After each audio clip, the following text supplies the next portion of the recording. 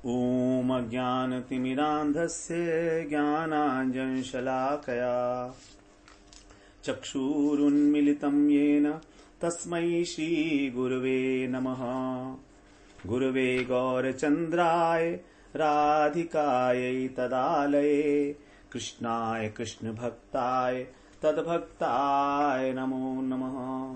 नमो विष्णुपादाय गुरुप्रेष्ठाय भूतले श्रीमद्भक्तिवेदान्त माधव इति नामिने साक्षात् गुरु सेवा मूर्तये शब्द ब्रह्मणि प्रतिष्ठितः पतित पावन चरित्राय नारायणाय प्रियो नमः। श्री कृष्ण रूपाय सुमंगलाय श्री गुरु कृपा विभूषिताय भावोल्लास भाव प्रदानाय नमामि तस्मै गुरुमाधवाय। वृंदावनेश्वरि तवै उपदारविन्दं प्रेमामृतैकमकरं दरसौघपूर्णम् हृद्यर्पितं मधुपते स्मरतापमुग्रम् निर्वापयत परं शीतलमाश्रयामि। तवैवास्मि न जीवामि त्वया विना इति विज्ञाय देवी त्वं नय मां चरणान्तिके। श्रीकृष्ण चैतन्य प्रभो नित्यानन्द श्री अद्वैत गदाधर शिवसदि गौरभक्त वृंद। हरे कृष्ण कृष्ण कृष्ण हरे हरे, हरे राम राम राम हरे हरे। हरे कृष्ण। सर्वप्रथम मैं अपने गुरुपाद पद्म ओम विष्णुपाद अष्टोत्तर शत श्री श्रीमद् भक्ति वेदांत माधव गोस्वामी महाराज के चरण कमलों में अनंत कोटि दंडवत प्रणाम ज्ञापन करता हूँ। हम लोग श्री कृष्ण कर्णामृतम बिलमंगल ठाकुर के द्वारा विरचित ग्रंथ का श्रवण कर रहे हैं। 104वें श्लोक में हम लोगों ने श्रवण किया कि लीला शुभ बताते हैं कि आप ही मेरे सर्वस्व हो, आप ही मुझको प्रेम देने वाले हो, आप ही मेरी जो अभिलाषाएं हैं अर्थात आपकी सेवा करने की अभिलाषा उसको पूरा करने वाले हो, आप ही मेरे तत्व ज्ञान रूप देने वाले शिक्षा गुरु के रूप में हो, और आप ही मेरा ऐश्वर्य, मेरी संपदा, मेरा जो धन संपत्ति वो भी आप ही हो, मेरा जीवन भी आप हो, मेरे जीवन के कारण भी आप हो, और मेरे जीवन का उपाय भी एकमात्र आप ही हो। देवतम, हे देवता, हे देव, हे रास क्रीड़ा परायण, हे स्वप्रकाश वस्तु, ना परम, आपके अतिरिक्त मेरा और कोई नहीं है। तो इस प्रकार से कृष्ण को ही एकमात्र अपना परम आश्रय प्रतिपादित करते हुए लीला शुक वहां पर कह रहे हैं कि अब आप जो है प्रसन्न हो जाओ, मेरी परीक्षा मत लो, मैं आपका ही हूं, मुझे बहकाओ मत अनेक अनेक प्रकार से। अपनी अनन्यता को उन्होंने वहां पर स्पष्ट किया। अब 105वें श्लोक में बता रहे हैं कि किस प्रकार हमें अपनी मन को, अपनी वाणी को, अपने अंतःकरण को कृष्ण के अंदर नियोजित करना चाहिए। कह रहे हैं माधुर्येण विवर्धान्ताम् वाचो नस्तैव वैभवे चापल्येन विवर्धन्ताम् चिन्ता नस्तव शैशवे। पद्यानुवाद इस प्रकार से है। तेरे वैभव के वर्णन में मेरी वाणी का विकास हो, शब्द शब्द में वर्ण वर्ण में महामधुरता का विलास हो। अनुदिन और गहन हो जाए तेरे शैशव का परिचिंतन, चंचलता मय मंजुलिता करती समोद जिसका लिंगन। अर्थात आपका जो वैभव है उसके वर्णन में ही मेरी वाणी जो है निरंतर लगी रहे, आपके गुणगान में ही, मेरे शब्द में, मेरे प्रत्येक वर्ण में अत्यंत अत्यंत मधुरता का विकास हो। किस प्रकार से मैं अपनी वाणी के द्वारा आपके गुणगान करके, रूप सौंदर्य का गुणगान करके और अपनी वाणी को सार्थक कर सकूं। उसके बाद आपका जो किशोर अवस्था का चिंतन है, शैशव, शैशव का अर्थ किशोर है, तो किस प्रकार आपकी जो किशोर लीलाएं हैं उनका चिंतन मेरा और प्रतिदिन गहन होता चला जाए, प्रगाढ़ से प्रगाढ़तर होता चला जाए, मैं उसमें और अधिक से अधिक डूबता चला जाऊं, जिससे क्या होगा, ये मेरा जो मन है चंचल, वो चंचल मन आपकी चंचलता के अंदर आपकी जो क्रीड़ाएं हैं, उन क्रीड़ाओं में आप जो अत्यंत चपल रूप से क्रीड़ाएं करते हो, उन चंचलताओं में ही ये चंचल मन जो है अपने को समर्पित कर देगा। चंचलता को कहां समर्पित करें? जो परम चंचल हैं, जो चंचल शिरोमणि हैं, उनके श्री चरणों में समर्पित करना होगा। तो कह रहे हैं माधुर्येण विवर्धनताम, अर्थात आपका जो वैभव है, विलास है, माधुर्य, उसके माधुर्यपूर्ण वर्णन के अंदर वाचो नह तव वैभवे, वैभव माने विलास, वैभव विलास जो है आपका सौंदर्य इत्यादि, उसके अंदर वर्णन करने में मेरे जो वाक्य हैं अत्यंत मधुरता के साथ, माधुर्य के साथ वर्धित हों, अर्थात मेरी वाणी का विकास हो, मेरी वाणी सफल हो। और आपका जो चापल्येन शैशवे, आपका जो अत्यंत चपलतापूर्ण ललित शैशव है, किशोरावस्था है, उसके चिंतन में, चिंतन में मेरी सारी चिंतन शक्ति जो है अत्यंत चपलता के साथ वृद्धि को प्राप्त करे। चापल्येन, चपलता के साथ। तो आपका जो किशोर रूप है वो अत्यंत चपल है, और मेरा जो अंतःकरण है वो भी अत्यंत चपल है। तो अपनी चपलता को आप चपल शिरोमणि के श्री चरणों में उनके चिंतन करने में ही लगा दे। तो बिलमंगल ठाकुर की जो पहले श्लोक में बड़ी निष्ठा अनन्यतापूर्ण बातें सुनी कि कृष्ण को ही परम आश्रय के रूप में उन्होंने कहा, तो लीला शुक से कहते हैं साधु साधु, बहुत बहुत साधुवाद। तुम्हारी दृढ़ता को देखकर, तुम्हारी निष्ठा को देखकर मैं बड़ा प्रसन्न हुआ, और मेरा दर्शन तो कभी व्यर्थ होता नहीं है, इसलिए अब तुम अपनी इच्छा से जो भी चाहो वो वर मांग लो। अब कृष्ण जब प्रसन्न होंगे, भगवान जब प्रसन्न होते हैं तो वरदान तो देंगे ही। जब नरसिंह भगवान प्रकट हुए तो प्रहलाद जी से यही कहा था कि तुम मुझसे वर मांगो। तो प्रहलाद जी कहते हैं आपके दर्शन हो गए, इससे बड़ा और वर क्या मांगू।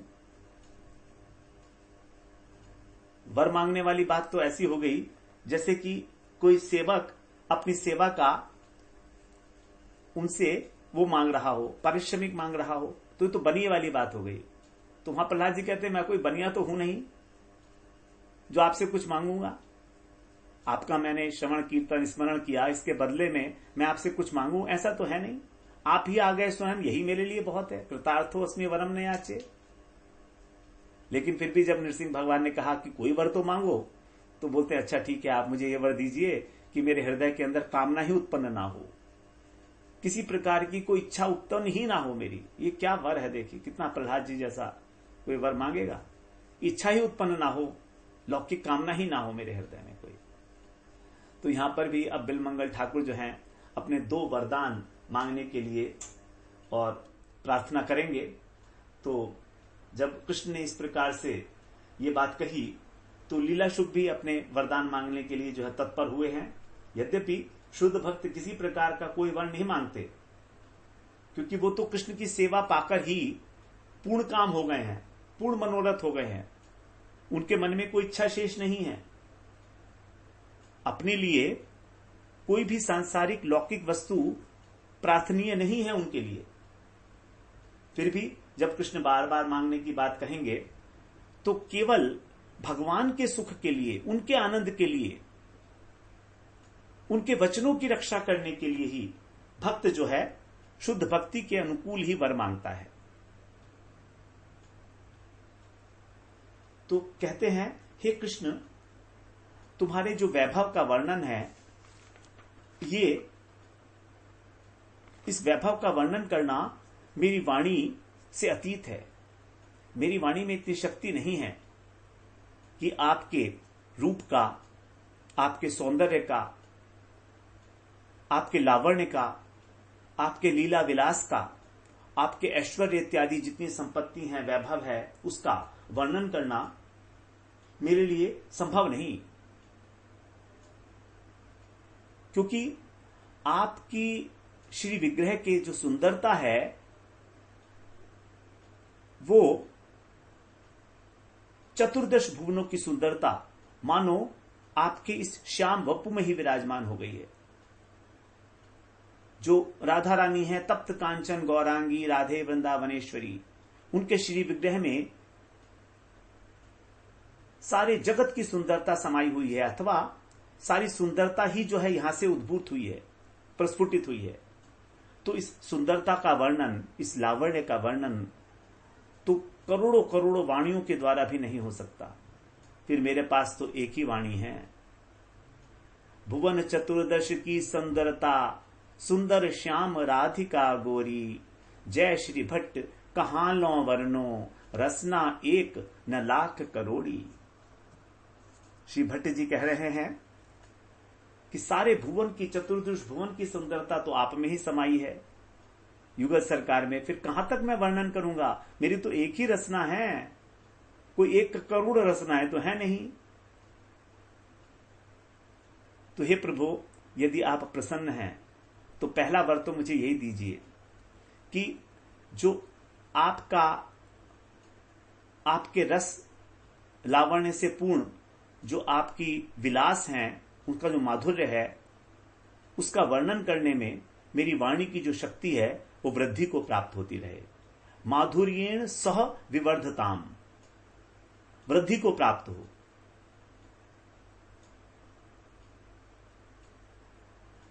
तो वृद्धि को प्राप्त क्या हो? वाणी की शक्ति, क्योंकि आप तो परम ऐश्वर्यशाली हो। यदि कहीं आपके इस ऐश्वर्य ने मुझे आकर्षित कर लिया कि मैं भी आपकी भांति ऐश्वर्यशाली हो जाऊं, तो मेरा तो सर्वनाश हो जाएगा।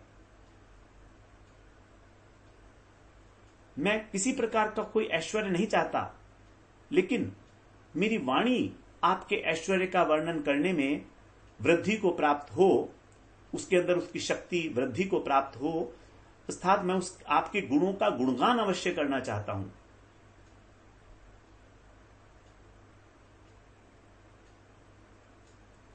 और आपके किन गुणों का गुणगान करना चाहता हूं मैं? आप तो इस जगत के नायक भी हो, आप तो ईश्वर भी हो, लेकिन उस रूप में नहीं। मैं केवल आपका जो त्रिभुवन सुंदर रूप है, आपके जो त्रिभुवन सुंदर गुण हैं, उनका गान करना चाहता हूं। मेरी रचना जो राधा रमण है, जो राधा नायक हैं, जो कुंज बिहारी हैं, जो रास परायण हैं, जो गोपी नायक हैं, गोपीजन वल्लभ हैं, उनकी मंजुल महिमा का गान करने में रुचि रखती है। आपका जो सृष्टि संबंधी व्यापार है, जो आपका महान ऐश्वर्य है, उसमें मेरी कोई प्रीति नहीं है। तो केवल उस माधुर्य तत्व को ही, क्योंकि भगवान जो हैं वो, भगवान के अंदर परम ऐश्वर्य है, लेकिन उस परम ऐश्वर्य के होते हुए भी जो भगवत्ता का सार है वो बताया गया है माधुर्य को। और कृष्ण की 4 माधुरी बड़ी प्रसिद्ध हैं। 4 माधुरी ही कृष्ण को नारायण से जो हैं वो पृथक करती हैं। यद्यपि सिद्धांतिक रूप से नारायण और कृष्ण में कोई भेद नहीं, लेकिन उनकी लीला माधुरी, उनकी रूप माधुरी, उनकी वेणु माधुरी और उनकी प्रेम माधुरी, ये 4 माधुरी, इन्हीं का वर्णन जो है बिलमंगल ठाकुर यहां कर रहे हैं, कहना चाहते हैं। इसीलिए कहते हैं माधुर्येण, माधुर्येण विवर्धनताम। इस माधुर्य का ही मैं वर्णन करना चाहता हूं आपके। आप सौंदर्य माधुर्य विलास की निधि हो। मैं आपकी लीलाओं के माधुर्य को अपने हृदय में, अपने प्राणों में भरकर सब प्रकार से उसमें डूबते हुए और जीवन भर यही वर्णन करता रहूं, यही मुझे आप प्रथम वरदान दीजिए।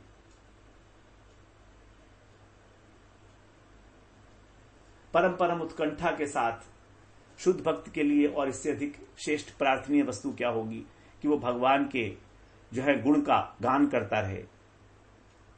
कृष्ण कर्णामृतम ग्रंथ इसी प्रकार का ही है कि कृष्ण के सौंदर्य विलास का, मधुरता का यहाँ पर जो वर्णन किया गया है, वो बिलमंगल ठाकुर ने किस प्रकार से, कितनी सफलता के साथ उसका वर्णन किया है, वो कहीं पर और उपलब्ध नहीं होता किसी भी ग्रंथ में। तो उसी वाणी के अंदर शक्ति को की वर्धना, शक्ति की वृद्धि के लिए ही प्रार्थना कर रहे हैं। समृद्ध हो मेरी वाणी, मुझे आपका कोई ऐश्वर्य नहीं चाहिए। वृंदावन आनंद विहार चारु दंपति के, ताकि दिन रात बात सुनी सुनी जियो करूं। ललित हिंडोरा सांझी रास रंग दीप माला, फूलन की कुंज रुचि रचना कियो करूं। नित ही बसंत यहाँ होरी चित चोरी चाव, नागरिया के लिए सकेली के लियो करूं। दियो करूं यही और यही सुख लियो करूं, यही दिन रैन रस रसिकों का पिय करूं। दिन रैन मैं रसिकों का संग करते हुए इसी रस का पान करता रहूं। वृंदावन आनंद विहार चारु दंपति के, जो दंपति का चारु विहार है, वृंदावन विहार है, बस उसी का अनुसंधान करते हुए, उसी का वर्णन करते हुए जब युगल सरकार हिंडोरे में झूलते हैं, किस प्रकार से फूलन की कुंज कुंज के अंदर अलग अलग प्रकार की रचना करके आपको आनंद दूं। यहां नित्य ही बसंत है वृंदावन में, और होली जो है अत्यंत चाव के साथ खेली जाती है। इस प्रकार से आपकी जो अनेक प्रकार की लीलाएं हैं, अनेक प्रकार की आपकी क्रीड़ाएं हैं, भगवान की जो माधुर्यमय क्रीड़ाएं हैं, वो सभी मध्याह्न काल में राधा कुंड के ऊपर संपादित होती हैं। उसके अंदर हिंडोरा लीला जो है, मधुपान लीला और जल केली इत्यादि अनेक अनेक प्रकार की लीलाएं हैं वहां पर। तो वो सारी उन्हीं लीलाओं के विषय में यहाँ पर जो है संबोधन है। बस इसी प्रकार से उन्हीं लीलाओं के अंदर मैं खोया रहूं। तो इस प्रकार से शुद्ध भक्ति के अनुकूल भगवान की गुणगान करने का, माधुर्य के गुणगान करने का वर उन्होंने मांगा। अब दूसरा वर मांग रहे हैं, हे प्राण निधि, हे श्याम सुंदर, अब दूसरा वर आप मुझे प्रदान करो। वो ये है कि आपकी जो किशोर अवस्था, जो किशोर लीलाएं हैं, उनके चिंतन और उनका स्मरण करने की शक्ति मेरी अधिकाधिक रूप से निरंतर अहर्निश बढ़ती रहे। अर्थात मैं आपकी लीलाओं का नित्य निरंतर अतिशय रूप से प्रगाढ़ होकर, प्रगाढ़ता के साथ डूबकर उसमें अत्यंत सतृष्ण भाव से, प्यासा जैसे चातक होता है पक्षी, केवल स्वाति की बूंद को, स्वाति नक्षत्र में जो जल की बूंद आती है उसी को ग्रहण करता है, उसी प्रकार मैं आपकी जो केवल किशोर वयस की लीलाएं हैं उन्हीं को एक चातक पक्षी की भांति उनका पान करता रहूं, चिंतन करता रहूं। तो भगवान की लीलाओं का चिंतन, तो सबसे पहले बताया जाता है कि भगवान के रूप का ध्यान करना है। सबसे पहले श्रवण, फिर कीर्तन वाणी के द्वारा, उसके बाद दूसरी स्टेज आई है, तीसरी स्टेज है हमारी स्मरण। स्मरण का मतलब स्मृति। अब स्मरण उसी बात का होता है जो पहले कभी सुनी गई हो अथवा देखी गई हो। तो यदि हमने श्रवण नहीं किया तो स्मरण नहीं कर सकते। तो इसीलिए कहा गया कि रास क्रीड़ा का वर्णन करने में कि रास क्रीड़ा का पहले गुरु मुख से, वैष्णव मुख से श्रवण करो, उसके बाद उसका वर्णन करो, और तब वर्णन करते करते ही मनन करोगे, तब आपका स्मरण भी जो है वो सिद्ध हो जाएगा। तो इसीलिए चिंतन किया जाता है बुद्धिपूर्वक, और स्मरण होता है स्वाभाविक रूप से। जैसे यदि कोई कहे कि तुम अपने पुत्र का स्मरण करो, तो अब क्या स्मरण करें अपने पुत्र का? वो तो स्मरण पथ पे है ही है हमेशा, उसका कोई डेडिकेटेडली तो स्मरण नहीं करते। नियत समय पर कि मैं अब आंखें बंद करके अपने पुत्र का स्मरण करूंगा, वो तो हमेशा है, तो स्मरण स्वाभाविक होता है। लेकिन चिंतन बुद्धिपूर्वक किया जाता है, जिसके बारे में हमने सुना है, उस जो कुछ भी सुना है उसके अनुसार उसका चिंतन किया जाता है। तो भगवान की लीलाओं का पहले चिंतन किया जाएगा, इसीलिए बोलते हैं अष्टयाम लीलाओं का चिंतन। वो चिंतन ही जब हमारा प्रगाढ़ होकर और हमको भाव दशा तक ले जाता है, तब स्मरण जो है वो सिद्ध होता है। भगवान ने स्मरण के लिए, चिंतन के लिए बड़ा महत्व दिया है गीता के अंदर। माम अनुस्मर युद्ध च, मेरा निरंतर स्मरण करते हुए युद्ध करो। अनन्यास चिंतयन्तो माम ये जना पर्युपासते, जो मेरा अनन्य भाव से चिंतन करते हैं। चिंतन अनन्य चेतसा सततम यो माम स्मृति नित्यशः, जो अनन्य चित्त से मेरा स्मरण करते हैं। तो चिंतन और स्मरण ये दोनों ही भगवान ने जो है प्रयोग किए हैं गीता में शब्द। तो पहले चिंतन होता है और फिर स्मरण होता है। तो यहां पर चिंतन के लिए कहा गया है कि मैं आपकी लीलाओं का चिंतन कर सकूं। चापल्येन विवर्धनताम चिंताम नस्तव शैशवे, आपकी मैं चिंता कर सकूं, चिंतन कर सकूं। सबसे बड़ी, सबसे महत्वपूर्ण बात है भगवान की लीलाओं का चिंतन। तो जैसे जैसे वाणी जो है शक्ति को प्राप्त होगी कीर्तन करने में, वैसे वैसे ही चिंतन की भी योग्यता प्राप्त होती है। तो अत्यंत उत्कंठा के साथ आपकी किशोर लीलाओं का आपको प्राप्त करने के लिए जो मेरी उत्कंठा है, वो चापल्येन विवर्धताम, अतिशय रूप से बढ़ती रहे। अब हमारा मन बड़ा चंचल, और कृष्ण की जो क्रीड़ाएं हैं वो अनेक प्रकार की क्रीड़ाएं हैं, एक तो है नहीं, इसीलिए कहीं ना कहीं तो मन टिकेगा। इसीलिए उस उत्कंठा, उस लालसा की वृद्धि जैसे जैसे होगी, हमारा जो चंचल मन है उन चंचल शिरोमणि की चंचल क्रीड़ाओं में नियोजित होकर चिंतन करते हुए उसका, और वहां पर स्थिर हो जाएगा। तो यही जो है श्रवण कीर्तन और की सार्थकता होगी कि मैं आपका चिंतन कर सकूं। यदि हमारा चिंतन नहीं हो रहा है, हम स्मरण की ओर अग्रसर नहीं हो रहे हैं, तो श्रवण कीर्तन की सार्थकता नहीं है, ये समझिएगा। श्रवण कीर्तन का पर्यवसान होगा और चिंतन होगा, और चिंतन के साथ साथ भी कीर्तन चलता रहेगा। हमें कीर्तन को छोड़कर चिंतन नहीं करना है, बल्कि कीर्तन के साथ चिंतन होगा। भगवान का नाम जो है जीवा पर आ रहा है और चिंतन चल रहा है। इस प्रकार से मेरे मन, मेरे प्राण, मेरी कर्मेंद्रिय, वाणी क्या है, हमारी कर्मेंद्रिय है, और मन क्या है, हमारा जो चित्त है वो हमारा अंतःकरण है। तो मेरा अंतःकरण वो भी आपके अंदर नियोजित होता चला जाएगा।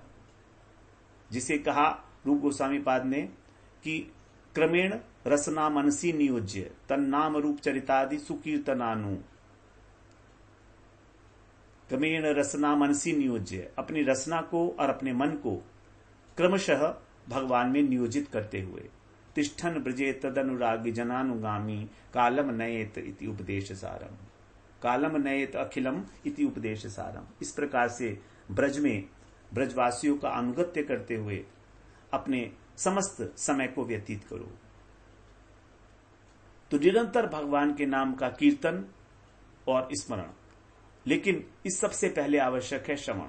श्रवण जितना हमारा गहन होगा, जितना एकाग्रता पूर्वक होगा, उतना ही हमारा कीर्तन और स्मरण प्रगाढ़ होगा। श्रवण मुख्य है। प्रथम भगति संतन कर संगा, सबसे पहले श्रवण भक्ति है, ज्ञान मार्ग में भी और इसमें भी। संतों के साथ ही हम लोग श्रवण करते हैं, इसलिए कहा गया प्रथम भगति संतन कर संगा। संत ही हमको श्रवण कराएंगे कि भगवान कौन है, हमारा उनसे क्या संबंध है, भगवान की लीलाओं के रहस्य क्या है, सिद्धांत क्या है। सीधे सीधे रस में डूबना संभव नहीं। जब तक हम एक इमारत की नींव को मजबूत नहीं कर लेते, वो इमारत स्थायी नहीं रह पाती। उसी प्रकार जो रस का महल है, वो सिद्धांत की नींव पर ही आधारित होगा। महाप्रभु ने कहा है कि सिद्धांत को जानने में कभी आलस ना करे, अन्यथा रस का महल बनाओगे तो भी ढह ढहा के गिर जाएगा। कहीं ना कहीं उसमें प्राकृत बुद्धि आ जाएगी, जड़ बुद्धि हो जाएगी, जबकि अप्राकृत रस है, चिन्मय रस है। तो यही प्रार्थना कर रहे हैं कि बस आपका जो किशोर रस माधुर्य है वही मेरे चिंतन पथ पे आविर्भूत होता रहे।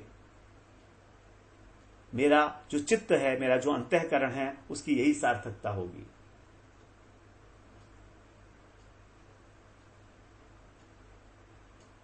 चिंतन, स्मरण, अनुस्मृति,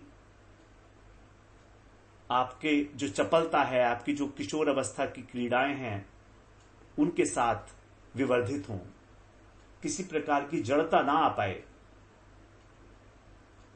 तो कृष्ण जो हैं लीला चपल हैं। कृष्ण को कहा जाता है चंचल शिरोमणि।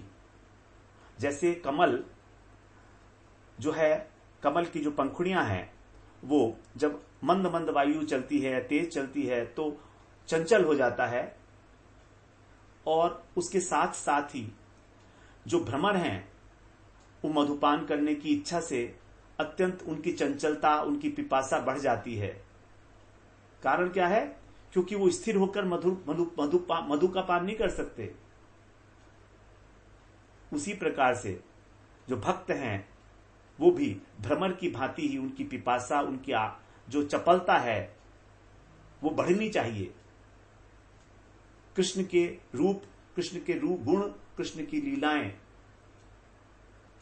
उनका जो माधुर्य है, उस माधुर्य रूपी मकरंद का पान करने के लिए भक्तों के मन के अंदर जो तृष्णा है वो और अधिक वर्धित हो।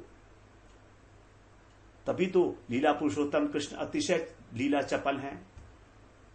तो इसी प्रकार से जो लीला शुक हैं, बिलमंगल ठाकुर अत्यंत बुद्धिमान हैं, कृष्ण की चपलता के अनुरूप ही अपनी इंद्रियों की भी चपलता के लिए प्रार्थना कर रहे हैं कि मेरा भी मन चंचल हो जाए, मेरा भी मन उत्कंठित हो जाए आपकी इस माधुर्य का, इस चंचलता का पान करने के लिए। इतना ही चाहता हूं मैं, यही मेरी जो है इच्छा है। अब विलंब जिनि करो लाडिले, कृपा दृष्टि टुक हेरो, जमुना पुलिन गलिन गहवर की, विघरूं सांझ सवेरो। निश दिन निरखो जुगल माधुरी, रसिकन ते भट भेरो, ललित किशोरी तन मन आकुल, शिवन रहत बसेरो।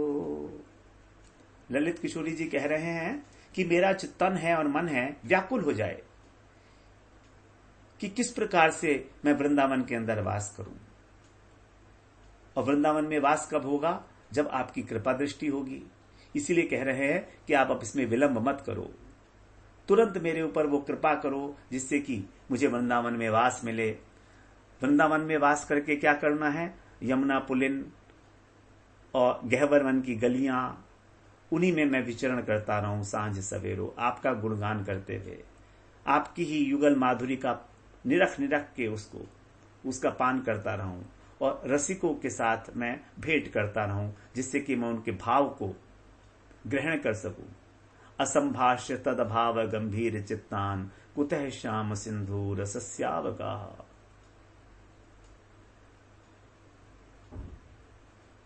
जो गंभीर चित्तान, जो रसिक हैं, जो तद्रूप हो गए हैं श्री राधा रानी के भाव के साथ, तद्रूप, तद्भाव, तन मनस का तदालापा तद विचेष्टा, ऐसा जो उस भाव को प्राप्त हो गए हैं, ऐसे रसिकों के साथ असंभाष्य, यदि हमने भाषण नहीं किया, यदि हमने उनसे रस चर्चा नहीं की, यदि हमने उनके विचारों को नहीं जाना, उनके भाव को नहीं समझा, कुतः श्याम सिंधु रसस्यावगाह, तब हम उस कृष्ण का जो रस रूपी अमृत सिंधु है उसमें किस प्रकार अवगाहन करेंगे? कृष्ण के रस सिंधु में अवगाहन करने के लिए, उसमें निमज्जित होने के लिए आवश्यक है कि हम तदभाव गंभीर चित्तान, जिनके गंभीर चित्त के भाव हैं, रसिकों के भाव को, क्योंकि रसिकों का वही भाव है जो युगल सरकार के भाव होते हैं। जिस प्रकार राधा रानी अत्यंत विरह में जो है भावान्वित हो जाती हैं, उसी प्रकार भक्त रसिक भी विरह के अंदर भावान्वित हो जाता है, विभावित हो जाता है। प्रेमांजन छुरित भक्ति विलोचनेन संतः सदैव हृदयेषु विलोकयन्ति। प्रेमांजन छुरित, प्रेम रूपी अंजन से जो अपनी भक्ति रूपी नेत्रों के अंदर जो उन्होंने अंजन लगाया हुआ है, उससे जब दर्शन करते हैं अपने हृदय के अंदर, यम श्याम सुंदरम अचिंत गुण स्वरूपम गोविंदम आदि पुरुषम तमहम भजामि। रसिक पार्थी प्रेम दीवाना राधा बल्लभ छवि भीना है। चित्त चारु चामी कर भीतर जड़ित स्नेह नगीना है। पल पल प्यास परसन की लागी कीमत अजब नगीना है। युगलानन्य दशा बिन ऐसी ज्यों नटकटों का जीना है। यदि इस प्रकार हमारे हृदय में पल पल प्यास नहीं उठी युगल सरकार की सेवा करने की, उनका दरस परस करने की, तब तक तो ये जीना क्या है, नकटों का जीना है, ना जीना के बराबर ही है। इस प्रकार इस श्लोक में बिलमंगल ठाकुर ने 2 वरदानों की प्रार्थना की है कि मुख से सदैव श्री कृष्ण का कीर्तन और मन से सदा श्री कृष्ण लीला का चिंतन। बड़ी उत्कृष्ट प्रार्थना है और हम सब की प्रार्थना इस प्रकार की ही होनी चाहिए, क्योंकि यदि कृष्ण से मांगना है तो हमें यही मांगना है कि हम अपने साधन भजन को सुचारू रूप से संपन्न कर सके, जिससे फिर कृष्ण दूर नहीं है। यदि हमारा भजन सुष्ठु रूप से है, हम उसके अंदर पूरे के पूरे डूब गए हैं, यदि उस प्रकार के भाव हमारे हृदय में उमड़ने घुमड़ने लगे हैं, उत्कंठा है, व्यग्रता है, पिपासा है, क्रंदन है कृष्ण के लिए, सेवा के लिए, तभी कृष्ण का जो है हृदय है निश्चित रूप से हमारी ओर धावित होगा। अगले सत्र में हम लोग फिर 106वें श्लोक में प्रवेश करते हैं। वहां पर अपने हृदय की जो प्रार्थना है, बड़ी विशेष अपनी हार्द वस्तु को वहां पर प्रार्थना के रूप में प्रस्तुत कर रहे हैं। बड़ी विशेष प्रार्थना 106वें श्लोक में बिलमंगल ठाकुर के द्वारा प्रस्तुत की गई है। हम लोग अगले सत्र में उसका श्रवण करते हैं।